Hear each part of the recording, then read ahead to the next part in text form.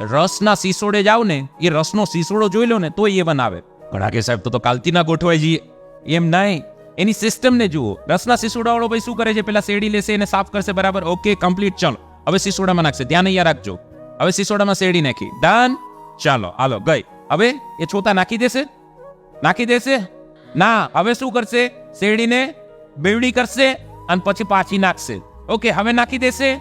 ના. હવે લીંબુ નાખશે, પાઇનેપલ નાખશે વચ્ચે અને પાછું બેવડી કરશે, પાછી નાખશે. હવે નાખી દેશે? ના. હવે તો પાછી બેવડી કરશે. હવે તો ઓલો મશીન બંધ થઈ ગયું. આ બાજુ આવશે?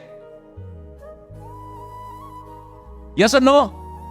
સાહેબ પછી એ છોતા નાખે. જાપાનનું મશીન લાવો ને તો કોઈનામ તાકાત નહીં કે રસના સીસોડા વાળા છોતા નાખ્યામાંથી એક ટીપું રસ કાઢે. હવે શેરડી છે ને તમારા વિષયની બુક છે અને સીસોડો છે ને મગજ છે. તમે શું કરો ખબર? એકવાર નાખીને છોતા નાખી દો છો. સૌથી વધારે રસ છે ને છેલ્લે મશીન બંધ થઈ જાય ને પછી ખેંચે ને એમાં નીકળે છે.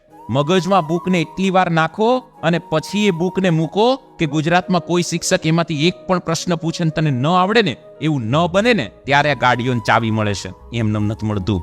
એટલી મહેનત કરવી પડે. સમજાણું?